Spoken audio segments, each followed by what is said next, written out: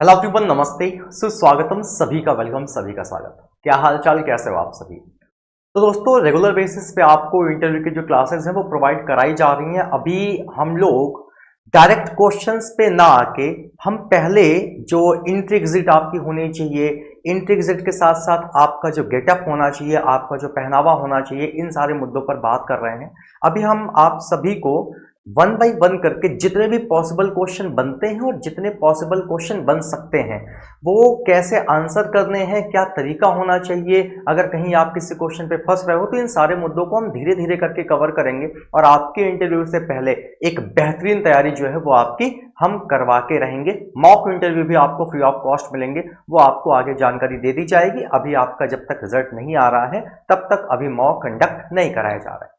आज का ये जो वीडियो है दोस्तों, क्योंकि पहली वाली वीडियो जो मैंने आप सभी के लिए बनाई थी उसमें हमने मेन और वुमेन्स का गेटअप क्या होना चाहिए, आपका पहनावा क्या होना चाहिए, इन सारे मुद्दों पर बात की थी। अब आप सज धज के तैयार हो गए, यू आर रेडी, आप तैयार हैं अपने इंटरव्यू के लिए। अब जब आप अपने इंटरव्यू वेन्यू पर पहुंचते हैं तो इंटरव्यू वेन्यू पर पहुंचने के बाद सबसे पहले दोस्तों क्या होता है, आप सभी को वेटिंग रूम में बैठा दिया जाता है। वेटिंग रूम में बैठाने के बाद आपसे डॉक्यूमेंट्स की एक लिस्ट आती है, वो आपको देंगे और वो डॉक्यूमेंट्स आपको क्या करने होंगे, उसी सीक्वेंस में अरेंज करने होंगे। अभी आपके माइंड में एक क्यूरियोसिटी हो रही होगी कि सर कौन से डॉक्यूमेंट्स, जरा इसका भी एक वीडियो बना दीजिएगा। डेफिनेटली मैं बना दूंगा कि कौन कौन से वो इंपॉर्टेंट डॉक्यूमेंट्स हैं जो आपको अपने साथ लेकर जाने हैं और कौन कौन से ऐसी चीजें हैं जो आपको वहां पे वेन्यू पे ही मिल जाएंगी। तो जब आप वेटिंग रूम में बैठा दिए जाते हो तो आप वेटिंग रूम में बैठते हो, वहाँ पे आपके और भी कई सारे कैंडिडेट्स होते हैं, आपस में सब बातचीत करते हैं। ऐसा नहीं है कि सब एकदम साइलेंट बैठे रहते हैं, बड़ा फ्रेंडली माहौल होता है। लेकिन मैं एक चीज़ ये कहना चाहूँगा कि अगर आप वहाँ भी बैठे हैं वेटिंग रूम में तो थोड़ा सा तहजीब में बैठना होगा। तहजीब इन द सेंस कि कहीं ना कहीं आपकी हर एक एक्टिविटी ऑब्जर्व हो रही होती है कि आप कैसे बैठे हो, आप कैसे किसी और के साथ इंटरेक्ट कर रहे हो। कहने का मतलब ये है कि जैसे होता नहीं कि चेयर में बैठे हैं, थकान फील हुई, नीचे खिसक गए, ऐसे पड़े हुए हैं चेयर पे, तो वो सारी चीजें नहीं होनी चाहिए। थोड़ा सा प्रोफेशनल तरीके से आप वहां पे बैठिए, एक दूसरे के साथ इंटरेक्ट करिए, नो प्रॉब्लम। अब मेन मुद्दा जो है वो ये है कि जब आपकी कॉल आती है, कॉल इन द सेंस जब आपका टर्न आता है, तो आपके टर्न पे आप कैसे जो इंटरव्यूअर का केबिन है वहां पे इंटर करोगे, इंटर करने के बाद की प्रोसेसिंग क्या होगी, और जब आपका इंटरव्यू खत्म होता है तो उसके बाद आपकी एग्जिट कैसी होगी। ये मैनर्स में आती हैं दोस्तों ये सारी चीजें, और ये मैनर्स आपको वहां पे दिखाने पड़ेंगे, क्योंकि मैंने आपसे पहली वीडियो में ही कहा था कि मार्किंग जो है वो केवल क्वेश्चन आंसर की नहीं होती है, मार्किंग आपकी हर एक एक्टिविटी की होती है। तो चलिए स्टार्ट करते हैं। सपोज दैट मैं कैंडिडेट हूं, मेरा इंटरव्यू है, वेटिंग रूम में बैठा हूं, कॉल आती है, मुझे बुलाया जाता है, तो मैं जाता हूं। अब मैं जाऊंगा तो सपोज डैट कि ये ऑब्जर्व करो कि मेरे सामने जैसे ये बोर्ड है, तो मैं जाऊंगा, मेरे सामने ये बोर्ड है अभी के तौर पे, बट मैंने कहा ये मेरा क्या है, ये मेरा गेट है, ये वो गेट है जहां से मुझे इंटर करके इंटरव्यूअर के केबिन में जाना है। मैं जब इस गेट को ओपन करूंगा तो मेरी बॉडी जो है वो स्ट्रेट नहीं रहेगी, क्योंकि जब मैं ऐसे ओपन करूंगा तो मैं हल्का सा क्या रहूंगा, बेंड रहूंगा। ये जो बॉडी है हमारी, चाहे फीमेल्स हो चाहे मेल हो, दोनों के लिए ये बात मैं कर रहा हूँ कि जब आप गेट ओपन करेंगे तो गेट ओपन करने पे क्या होता है, आपका शरीर ऑटोमेटिक झुका होता है। अब वहां पे दो चीजें हैं, ध्यान से मेरी बात को समझना। गेट ओपन करते ही हमारी जो आई है वो सीधे सीधे कहाँ जाती है, जहां जो है पैनल में मेंबर्स बैठे होंगे। तो जैसे मैंने गेट ओपन किया, पैनल में मेंबर्स बैठे हुए हैं, तो दो केस यहां पे बनते हैं, दोनों को ध्यान से सुनना। पहला केस बनता है कि जो हमारे पैनल में मेंबर्स बैठे होते हैं, जिनको हमारा इंटरव्यू लेना होता है, बहुत बार ऐसा होता है कि वही आपकी तरफ देख रहे हैं, मतलब वो गेट की तरफ देखा करते हैं कि कौन आ रहा है। जैसे ही आपने गेट खोला, मेरी आंखें जो है वो सामने वाले जो इंटरव्यूअर हैं उनकी आंखों के साथ मैच कर रही हैं, आई कांटेक्ट प्रॉपर हो रहा है। तो मैं नॉक नहीं करूंगा, मैं नॉक नहीं करूंगा, मैं गेट खोलूंगा। ऑलरेडी वो हमें देख रहे हैं, मैं उनसे, अगर आपको हिंदी में इंटरव्यू देना है, लैंग्वेज हिंदी रखनी है, तो आप बड़े प्यार से कहिए सर क्या मैं अंदर आ सकता हूं। अगर आपको इंग्लिश में इंटरव्यू देना है, सर मे आई कम इन, तो ये आपको ध्यान रखना है कि पता लगे स्टार्टिंग में अंग्रेजी झाड़ रहे हो, बाद में वहां जाके बोल पड़ो कि सर मैं थोड़ा सा इंग्लिश में अच्छा नहीं हूँ और I want to communicate in Hindi. तो इसलिए पहले ही आपको ज्यादा भौकाल जमाने की जरूरत नहीं है, आप सिंपल सा उनसे हिंदी में भी कह सकते हैं सर क्या मैं अंदर आ सकता हूँ, या आप इंग्लिश में उनसे कह सकते हैं वेल प्रॉपर्ड मैनर्स में। अब इसका दूसरा केस बनता है, बहुत बार ऐसा होता है कि पैनल के जो मेंबर्स हैं वो अपने डॉक्यूमेंट्स में कुछ ना कुछ कर रहे होते हैं कि एक मेज पड़ी हुई है, आराम से 4 लोग बैठे हुए हैं और वो अपने आप में व्यस्त हैं, वो सारे के सारे अपने आप में व्यस्त हैं, कोई गेट की तरफ टकटकी लगा के नहीं बैठा है। तो उस केस में मैंने गेट ओपन किया, मैंने देखा सामने जो पैनल है वो अपने आप में व्यस्त है, मैं नॉक करूंगा। अब नॉक करने में भी दोस्तों ध्यान रखिएगा 3 बार नॉकिंग होती है। कैसे? 3 बार। जैसे मैं आपको आवाज दिखाता हूं, कितनी बार? 3 बार। आवाज सुनना, 3 बार। अब नॉक हम क्यों करते हैं दोस्तों? नॉक करने का तरीका क्या है और नॉक करते क्यों हैं? नॉक करते हैं सामने वाले की अटेंशन के लिए।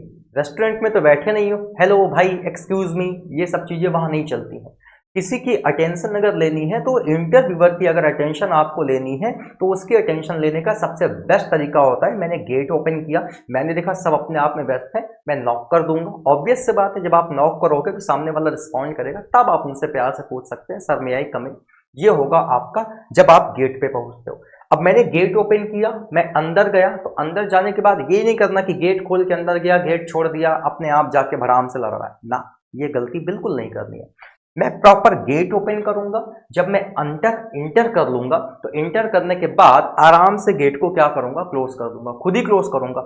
ऐसा नहीं है कि मैंने बस ऐसे गेट खोला, मे आई कम इन सर, हाँ कम इन, आ जाओ अंदर, गेट छोड़ दिया, वो जाके अपने आप आराम से बंद हो रहा है। ये काम हमें नहीं करना है दोस्तों। आराम से प्यार से गेट खोला, अंदर हुए, गेट को क्या किया? साइड कर दिया। अब इतना करने के बाद आप चहलकदमी करते हुए पहुंचते हो कहां पे? चहलकदमी करते हुए पहुंचते हो आप अपने इंटरव्यूअर के सामने। जब आप चहलकदमी करते हो, जब आप चल रहे होते हो, तो चलने के दोस्तों कई सारे अलग अलग तरीके होते हैं। चलने के कई सारे अलग अलग तरीके होते हैं।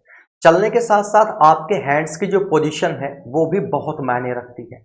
Hand position in the sense, कई बार ऐसा होता है, मैं आपको कुछ पोजीशन बताता हूँ जो गलत है, जो नहीं होनी चाहिए। कई बार ऐसा होता है कि एक हाथ में हमारा डॉक्यूमेंट्स होता है और एक हाथ जो है वो अपनी जेब में डाले होते हैं और ऐसे चल रहे होते हैं, गलत है। कई बार ऐसा होता है कि दोनों हाथ हम ऐसे पीछे कर लेते हैं। आप कहोगे सर ऐसे इंटरव्यू में कौन करता होगा? बहुत लोगों ने किया है, तो आप सुन लो कि ये गलती नहीं करनी है। हाथ ऐसे पीछे किए हुए हैं, ऐसे चल रहे हैं। कई सारे लोग ऐसे हैं, दोनों हाथ को ऐसे आगे कर लेंगे और ऐसे आगे करके हाथ और ऐसे चल रहे हैं। ये सारी चीजें आपको नहीं करनी है। प्रॉपर हाथ आपके स्ट्रेट होने चाहिए, बॉडी आपकी स्ट्रेट होनी चाहिए। ऐसे नहीं चलना है कि एकदम दबंग वाली स्टाइल में चल रहे हो, नहीं, नॉर्मल आप जैसे चलते हो वैसे आपको चलना है। दोनों हाथ आपके स्ट्रेट होने चाहिए, आराम से आपको मूवमेंट करना है। मूवमेंट करने के बाद जाके आपको अपने इंटरव्यूअर के सामने जाके खड़े हो जाना है। अब जब आप इंटरव्यू के सामने पहुंचते हो तो सबसे पहले आप करते हो ग्रीटिंग्स। ग्रीटिंग्स के दोस्तों 2 तरीके हैं।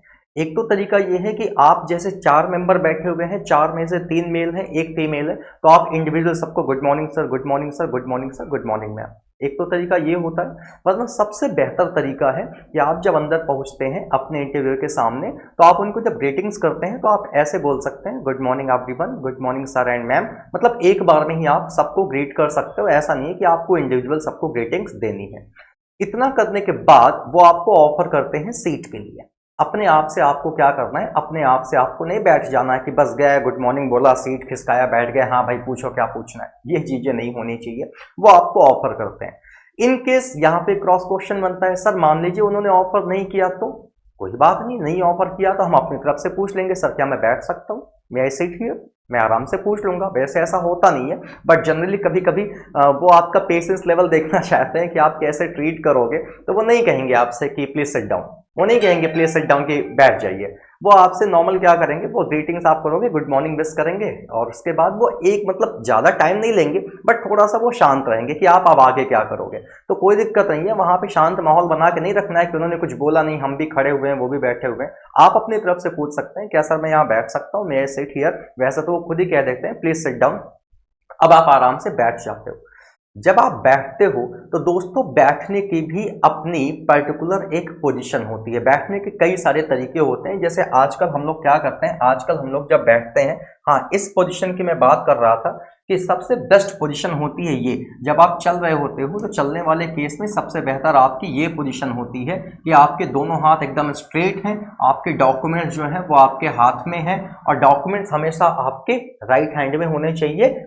बट इतना कोई दिक्कत नहीं है, प्रोफेशनल तरीका यही कहता है कि राइट हैंड में होने चाहिए, बट जैसे बहुत लोग होते हैं लेफ्टी होते हैं, तो आपने लेफ्ट हैंड में भी अगर होल्ड कर रखा है तो कोई दिक्कत नहीं, बट पैर आपके स्ट्रेट होने चाहिए और बॉडी आपकी बिल्कुल सीधी होनी चाहिए। ये सारे तरीके बिल्कुल गलत हैं।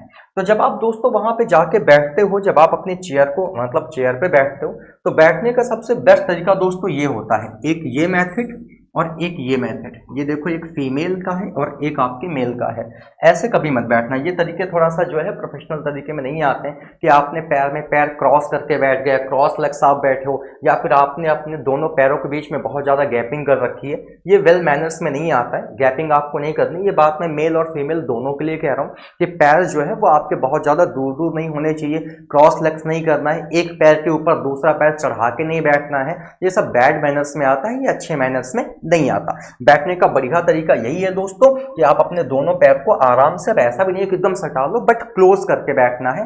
क्लोज करके रिलैक्स करने के बाद जब आप बैठ जाओगे तो आपके जो हाथ हैं वो हाथ आपके पैरों के ऊपर होने चाहिए। इस पोजीशन पे नहीं बैठना है, बिल्कुल गलत है कि आपने हाथ बांध लिया, हाथ बांध करके बैठे हो, या फिर आप चेयर पे बैठे हो तो आप हाथ को ऐसे करके बैठे हो। नहीं, आप सीधा बैठ के अपने हाथ जो है वो फोल्ड करके अपने पैरों पे आप रख सकते हो। जैसे देखो यहाँ पे इन फीमेल्स ने रखा हुआ है, यहाँ पे इस बंदे ने रखा हुआ है। ये जो है वो सबसे बेस्ट पोजीशन कही जाती है फोल्डिंग की। ये जो हैंड फोल्डिंग इमेज आपके पास है ये सबसे बेस्ट है, ये आपकी सुटेबल इमेज होती है। देन उसके बाद स्टार्ट होता है आपका कम्युनिकेशन।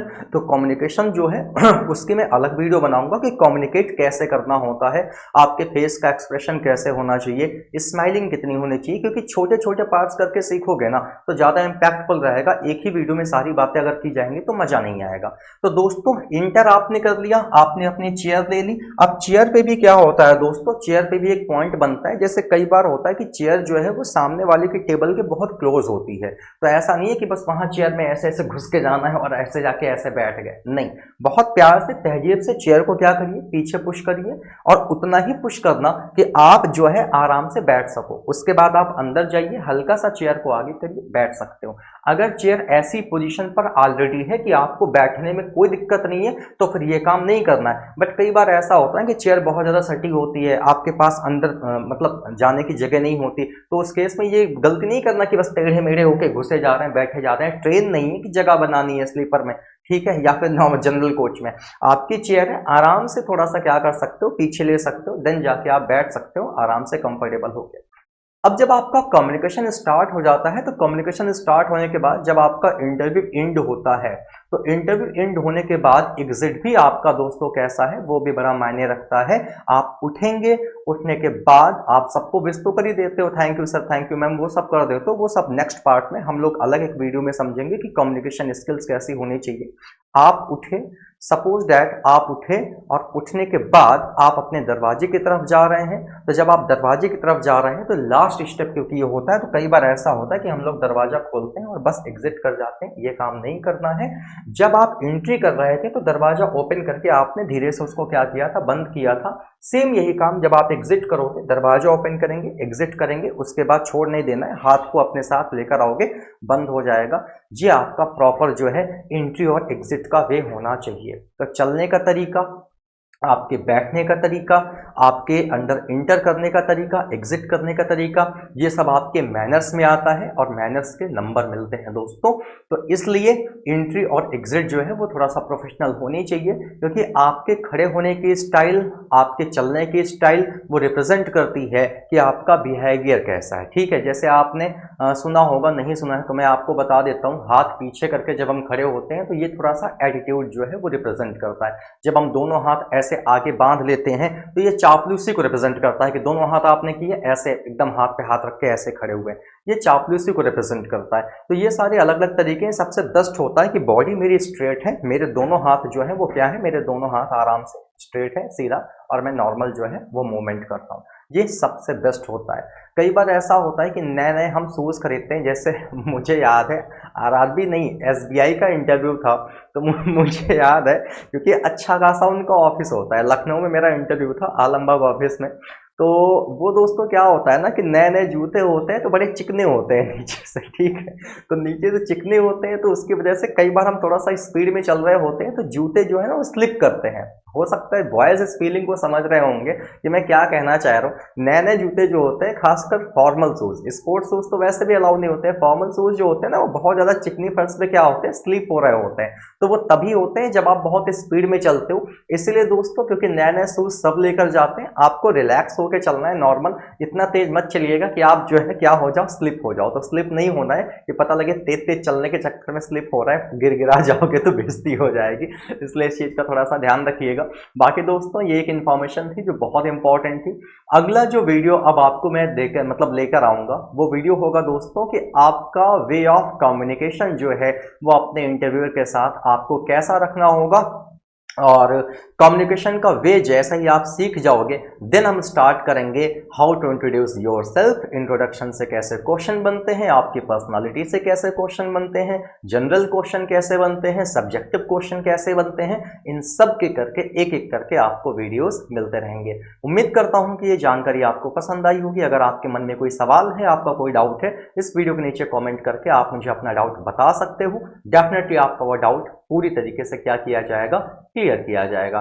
तो वीडियो पसंद आई हो तो लाइक करिएगा, अपना प्यारा सा एक कमेंट इस वीडियो के नीचे जरूर ड्रॉप करिएगा। बाकी मिलते हैं आपसे नेक्स्ट वीडियो में, तब तक के लिए टेक केयर, जय हिंद आप सभी को।